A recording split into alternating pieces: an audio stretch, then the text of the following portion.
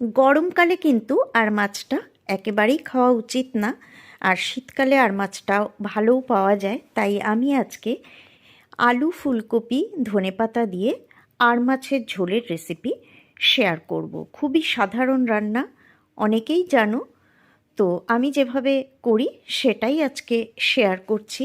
নমস্কার বন্ধুরা, আমি পুপু আর পুপুর রান্নাঘরে তোমাদের সবাইকে প্রতিবারের মতো স্বাগত জানাচ্ছি। আশা করছি আমার আজকের রেসিপি তোমাদের ভালো লাগবে, আর ভালো লাগলে প্লিজ একটা লাইক করো, কমেন্ট করে জানিও কেমন লাগলো। বাড়িতে যারা এভাবে করনি তারা অবশ্যই করে দেখো।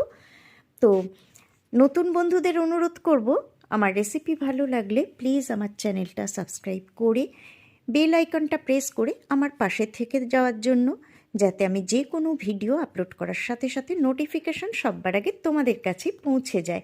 আর পুরনো বন্ধুদের আমার পাশে থাকার জন্য অনেক অনেক ধন্যবাদ আর ভালোবাসা। চলো শুরু করে দিই আমার আজকের রেসিপি। আর মাছের ঝোলটা করতে আমাদের কি কি লাগবে একবার দেখিয়ে দিই। এখানে একটু বড় মাপের আলু, নতুন আলু এখন, তো খোসা ছাড়িয়ে ধুয়ে এরকম লম্বা করে কেটে নিয়েছি। অল্প একটু ফুলকপি নিয়ে নিয়েছি, একটু মাঝারি মাপের টুকরো করে। দুটো চেরা কাঁচা লঙ্কা আছে এখানে। একটা মশলা তৈরি করে নেব, তার জন্য নিয়েছি একটা মাঝারি মাপের টমেটো, একটা মাঝারি মাপের পেঁয়াজ, 5-6 কোয়া রসুন আর একটুখানি আদা। এটাকে আমি পেস্ট করে নেব। নিয়ে নিয়েছি একটুখানি ধনেপাতা কুচি। আর মাছ তো লাগবেই, সেই জন্য আমি দেখো 4 পিস আর মাছ নিয়েছি। আর 4 পিস আর মাছের জন্য আমি সব কিছু ওই পরিমাণে নিয়েছি। এখন আমি এটার মধ্যে দিয়ে দেব অল্প একটু নুন, দিয়ে দেব অল্প একটু হলুদ গুঁড়ো, আর দিয়ে দেব অল্প একটুখানি সর্ষের তেল। এই দিয়ে আমি মাছগুলো ভালো করে মাখিয়ে রেখে দেব 5টা মিনিট।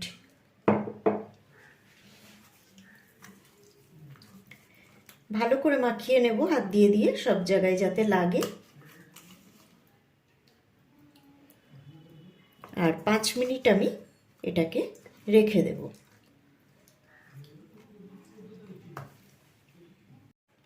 নিয়ে নিয়েছি একটা মিক্সি জার, আর এর মধ্যে এখন আমি এগুলো দিয়ে দেব। আমি এগুলো টুকরো করে কেটে রেখেছি সবই। এগুলো দিয়ে আমি একটা পেস্ট তৈরি করে নেব।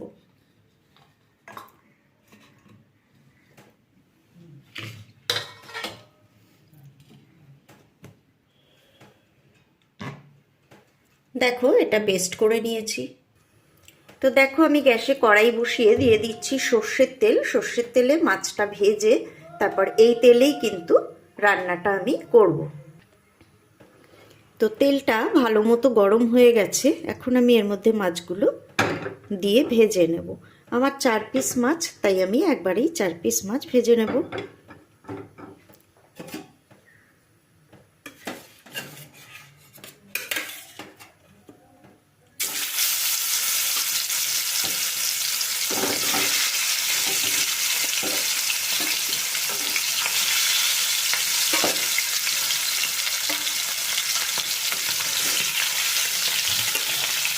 আর এবার আমি এটাকে ঢাকা দিয়ে দেব। যদিও এটা সেরকমভাবে ফাটবে না, আমি তেল মাখিয়ে নিয়েছি, তবু ঢাকা দিয়ে দিলাম, তাহলে চারপাশে তেলটা ছিটকাবে না আর মাছটা ভাজাও কিন্তু ভালো হবে।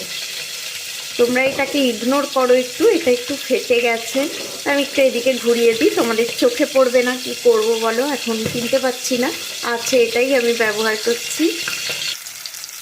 তো আমি ঢাকা তুলে মাছগুলো একবার উল্টে দিয়েছিলাম। তো এই পিঠ তো আগেই ভাজা হয়ে গেছে, ওই পিঠও ভাজা হয়ে গেছে। এখন আমি মাছগুলো তুলে নেব।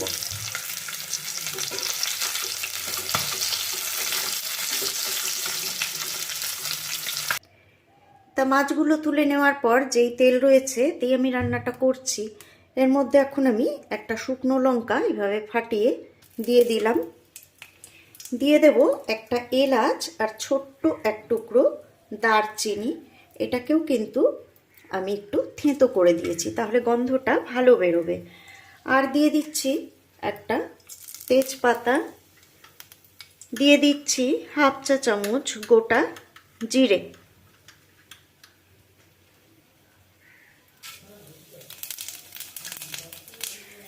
মশলাগুলো একটু ভাজা ভাজা করে নেব, তেল তো গরমই আছে সেই জন্য বেশিক্ষণ লাগবে না, ভাজা ভাজা হয়ে গেছে। আর এখন আমি এর মধ্যে দিয়ে দেব কেটে ধুয়ে রাখা আলু আর ফুলকপি। তোমরা ইচ্ছা করলে আলু আর ফুলকপিটা আগে ভেজেও তুলে রাখতে পারো, তো তাতে যেহেতু তেল বেশি টানবে, কারণ ফুলকপিটা অনেক তেল টানে, সেই জন্য আমি কিন্তু একটু তেল কম খাই, তার জন্য আমি কিন্তু এইভাবে একসাথেই দিয়ে দিলাম। এবার এর মধ্যে আমি দিয়ে দেব স্বাদ মতো নুন। আর মাছে একটা গন্ধ থাকে, যার জন্য ওইসব একটু গরম মশলা টশলা দিয়ে করলে কিন্তু ভালো হয়। তো নুন দিয়ে দিচ্ছি আমি স্বাদ মতো, যদি লাগে তো পরে আবার দেব, এখন আমি অল্প করে দিলাম। দিয়ে দেব 1/4 টিস্পুন হলুদ গুঁড়ো, দিয়ে দেব 1/4 টিস্পুন জিরে গুঁড়ো। মাছ যেহেতু 4 পিস, সেই জন্য সব মশলাই কিন্তু আমি কম কম দিচ্ছি, মাছ বুঝেই আমাকে মশলাটা ইউজ করতে হবে। দিয়ে দেব 1/4 টিস্পুন ধনে গুঁড়ো,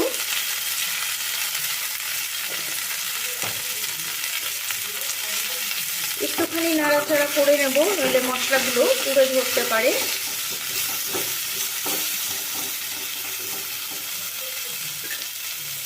আর যে পেস্টটা আমি মশলা করে রেখেছিলাম সেটাও এখন আমি এর মধ্যে দিয়ে দেব। আমি একসাথেই সবটা কষিয়ে নেব, সবজি মশলা সব একসাথেই এই অল্প তেলেই কষিয়ে নেব। তোমরা যদি মনে করো তেল বেশি খাবে আর একটু তেল দিতে পারো, আমি কম কম তেলেই করছি। আর ওই যে বললাম, তোমরা আলু ফুলকপিটা আগে ভেজেও নিতে পারো, তো তাতে করে আর একটু স্বাদ ভালো হবে নিশ্চয়ই। তবে এটাতেও কিন্তু খুবই সুন্দর স্বাদ হয়, কিছুই বোঝার উপায় নেই। দিয়ে দেব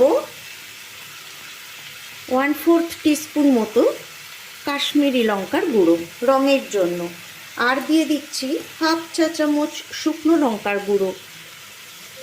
তোমরা কিন্তু এই মশলাটা আমি যখন পেস্ট করেছি ওর মধ্যেও শুকনো লঙ্কা দিয়ে পেস্ট করে নিতে পারো, তো আমি এভাবে শুকনো লঙ্কার গুঁড়োটাই দিয়ে দিচ্ছি।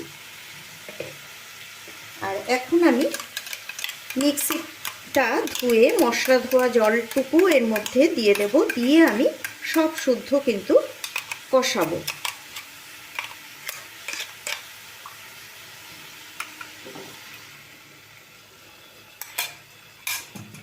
লো টু মিডিয়াম ফ্লেমে আমি এটাকে এখন কষাবো। আর একটুখানি ঢাকা দিয়ে দেব।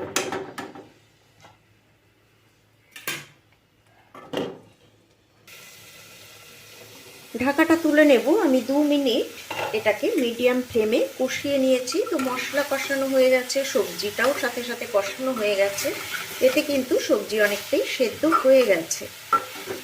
এখন আমি এর মধ্যে দিয়ে দেব পরিমাণ মতো জল, তবে এটা খুব বেশি ঝোল হবে না, তার জন্য জলটা কিন্তু বুঝেই দিতে হবে,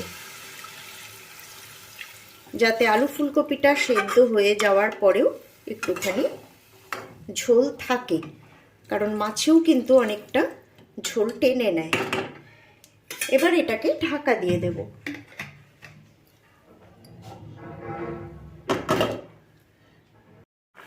পাঁচ মিনিট পর আমি ঢাকাটা সরিয়ে নিয়েছি, আলু ফুলকপি সব সেদ্ধ হয়ে গেছে। তো এখন আমি এর মধ্যে দিয়ে দেব দারচিনির গুঁড়ো। দারচিনির গুঁড়ো আছে, আমি অল্প করে দারচিনির গুঁড়ো দিয়ে দিচ্ছি।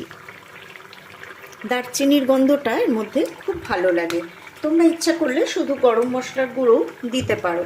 দিয়ে দিচ্ছি 2 চেরা কাঁচা লঙ্কা, দিয়ে দিচ্ছি কিছু ধনেপাতা কুচি,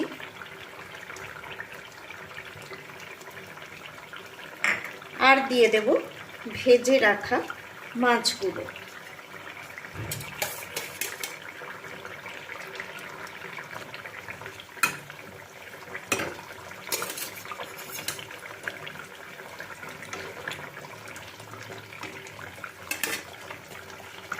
সব কিছু দিয়ে দেওয়ার পর আমি আবার ঢাকাটা দিয়ে ফ্লেমটা লো করে দিলাম। 30 সেকেন্ড মতো আমি এটাকে ফুটিয়ে নেব। ফিরে এলাম 30 সেকেন্ড পর। আমি ঢাকাটাকে তুলে নিলাম। লো ফ্লেমে আমি এটাকে 30 সেকেন্ড ফুটিয়ে নিয়েছি। এখন আমি গ্যাসটা অফ করে নেব। তোমরা নুনটা কিন্তু এই সময় টেস্ট করে নেবে, লাগলে দিয়ে দেবে। তো রান্না কিন্তু কমপ্লিট। এবার আমি এটাকে পরিবেশন করে দেব। বন্ধুরা, রেসিপিটা কেমন লাগলো আমাকে অবশ্যই কমেন্ট বক্সে কমেন্ট করে জানিও। আজকে এই পর্যন্তই, বিদায় নিচ্ছি। আবারও ফিরে আসবো পরের পর্বে এরকমই সুন্দর কোনো রেসিপি নিয়ে। সবাই ভালো থেকো, সুস্থ থেকো, সাথে থেকো।